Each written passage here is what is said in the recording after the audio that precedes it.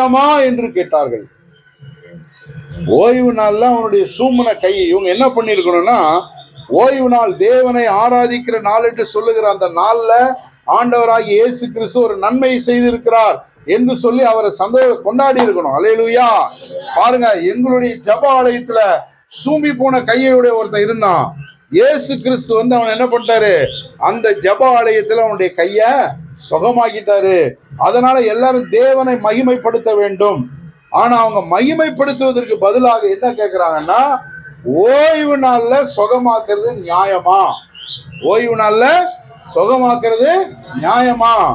அதுதான் ஆண்டவர் கேட்கிறாரு. ஓய்வு நாள்ல அந்த உங்கள எவனுக்காவது ஒரு ஆடு இருந்து அது ஓய்வு நாள்ல குழியில விழுந்தா அதை பிடித்து தூக்கி விட மாட்டானோ அப்படின்னு சொல்லிட்டு ஆண்டவர் சொல்றாரு.